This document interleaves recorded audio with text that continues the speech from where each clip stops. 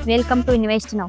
Invest now आपके लिए लेकर आया है 10 दिसंबर का पोस्ट मार्केट एनालिसिस। तो हम ऑप्शन चेन पर समझने की कोशिश करेंगे कि आज का मार्केट कैसा था। तो चलिए इसके लिए हम चलेंगे हिस्टोरिकल डेटा में।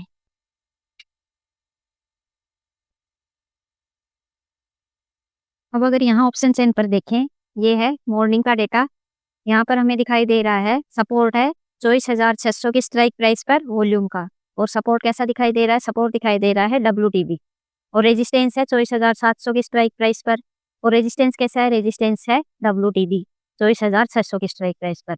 तो ये कौन सा सिनेरियो है? ये सिनेरियो हुआ चार्ट ऑफ एक्यूरेसी 1.0 का, जहां पर सपोर्ट और रेजिस्टेंस दोनों WTB हैं। तो ये हुआ ब्लड बाथ का सिनेरियो। यहाँ पर हम हर टॉप से बिकवाली करते हैं। थोड़ा वेट और करेंगे और डेटा को क्लियर होने का इंतजार करते हैं, क्योंकि अभी 9:16 ही हुए हैं। यहाँ पर सपोर्ट हो गया स्ट्रॉन्ग। जो सपोर्ट 24,600 से 24,500 का WTB था वो स्ट्रॉन्ग हो चुका है, और रेजिस्टेंस 24,650 पर WTB है, यानी कि एक नॉर्मल बेयरिश मार्केट है।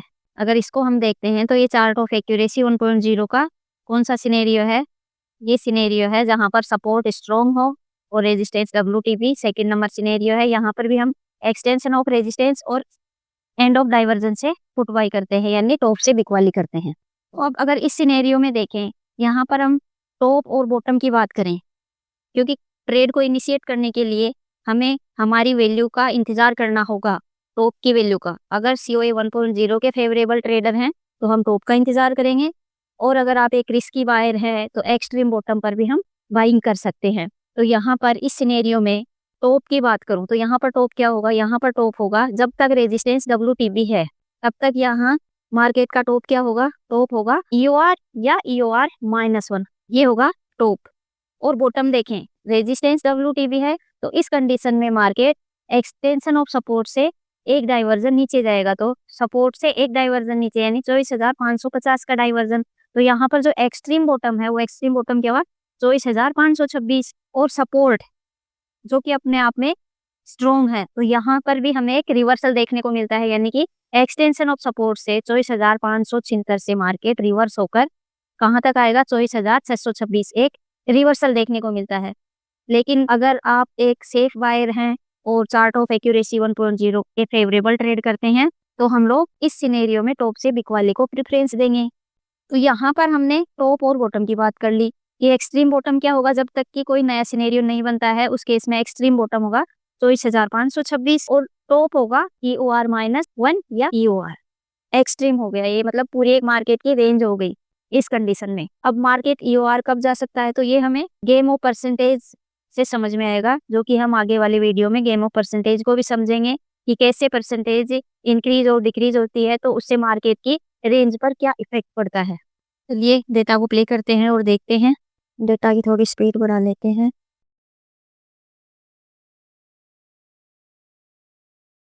रेजिस्टेंस 24,700 से 24,600 पर शिफ्ट हो चुका है। जो रिस्की बायर है वो यहाँ पर भी खरीदारी कर सकता है, यानी बिकवाली कर सकता है, पुटबाई कर सकता है। लेकिन यहाँ पर जो परसेंटेज है उस पर नजर बनाकर रखनी होगी। अगर रेजिस्टेंस वापस पलटकर 24,600 से 24,700 पर आता है तो इस केस में मार्केट ऊपर आएगा। और जो हमने बॉटम की बात की है कि बॉटम क्या होगा मार्केट का? EOS -1। तो यहाँ पर भी अगर हम पोजीशन बनाने की सोचते हैं तो उसके लिए हमें तैयार रहना चाहिए कि ये बॉटम किस केस में ब्रेक हो सकता है या चेंज हो सकता है। ये एक ही केस में चेंज हो सकता है जब मार्केट में ब्लड बाथ हो, और ब्लड बाथ होने के लिए अगर सपोर्ट नई जगह पर WTB होता है तो इस केस में इस मार्केट में ब्लड बाथ होगी। तो उस टाइम पर हम बॉटम से बाइंग को प्रेफरेंस नहीं देंगे। रेजिस्टेंस फिर से 24,700 पर शिफ्ट हो गया है और मार्केट आ गया है EOR -1 पर खड़ा है मार्केट। अब अगर हम यहाँ पर ये देखते हैं कि EOR -1 से अगर हमें पुट बाई करनी है या टॉप से बिकवाली करनी है, तो हमें फिर से इस परसेंटेज पर नजर बनाकर रखनी होगी। अगर हम किसी भी जगह से ट्रेड इनिशिएट करते हैं तो हमें ये देखना होगा कि कौन सी वैल्यू है या वॉल्यूम है या ओपन इंटरेस्ट है, कौन सी एक ऐसी चीज है जो मेरे अगेंस्ट जा सकती है। तो अगर हम यहाँ पर पुट बाई करते हैं तो हमारे अगेंस्ट क्या होगा? अगर ये रेजिस्टेंस स्ट्रॉन्ग हो जाता है अपने आप में 24,700 पर, तो वो टॉप से बिकवाली के अगेंस्ट होगा। इस केस में मार्केट की रेंज बड़ी हो जाएगी। कैसे? क्योंकि जो सपोर्ट है वो WTB से स्ट्रॉन्ग हुआ है, तो एक बुलिश प्रेशर क्रिएट किया है सपोर्ट ने, और रेजिस्टेंस जो कि WTB होकर रेजिस्टेंस ने एक बियरिश प्रेशर क्रिएट किया हुआ था, नीचे शिफ्ट भी हो गया था 24,600 पर, और वो वापस 24,600 से उठकर 24,700 पर आया है। और अगर यहाँ पर स्ट्रॉन्ग होता है तो ये रेजिस्टेंस का भी एक बुलिश प्रेशर होगा और ये अपने आप में काइंड ऑफ बुल रन हो जाएगा। तो यहाँ पर मार्केट 1-2 डाइवर्जन ऊपर जा सकता है। तो इस केस में हमें EOR-1 से अगर हम बिकवाली करते हैं तो इन सभी बातों का ध्यान रखना होगा, और उस टाइम हमारे अगेंस्ट होता है ट्रेड, तो उस केस में हमें उस ट्रेड को एग्जिट करना होता है। अभी जो रेजिस्टेंस की परसेंटेज है वो कंटिन्यू डिक्रीज हो रही है।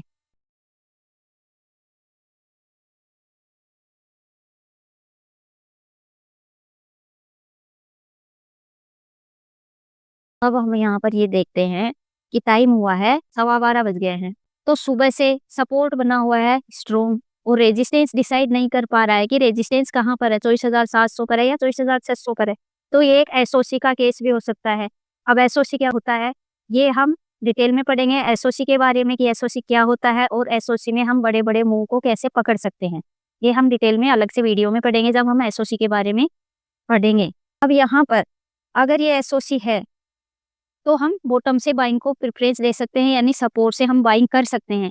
लेकिन अगर सपोर्ट कहीं पर भी WTB होता है तो ये अपने आप में ब्लड बाथ का सिनेरियो होगा, और आप यहाँ पर पोजीशन बनाते भी हैं तो आपको वो पोजीशन एग्जिट करनी होगी, क्योंकि SOC की एक कंडीशन होती है जिसमें जिस साइड में भी SOC होता है तो जो दूसरी साइड है, जैसे रेजिस्टेंस में अगर SOC स्टेट ऑफ कंफ्यूजन है तो सपोर्ट स्ट्रॉन्ग होना चाहिए, और अगर सपोर्ट में स्टेट ऑफ कंफ्यूजन है तो रेजिस्टेंस स्ट्रॉन्ग होना चाहिए। तो हम SOC मानकर अगर यहाँ से कॉल बाई करते भी हैं बॉटम से, तो हमें इस परसेंटेज पर नजर बनाकर रखनी होगी। जैसे ही ये 75 होती है हमें उस ट्रेड को एग्जिट करना होगा। ये 75 हो गई, और अगर हमने यहाँ पर SOC का ट्रेड किया है, बॉटम से कॉल ली है सपोर्ट से, तो हमें ये कॉल के ट्रेड को एग्जिट करना होगा, क्योंकि ये अपने आप में एक ब्लड बाथ का सिनेरियो है। तो ब्लड बाथ के सिनेरियो में भी हमें टॉप का ही इंतजार करना होता है।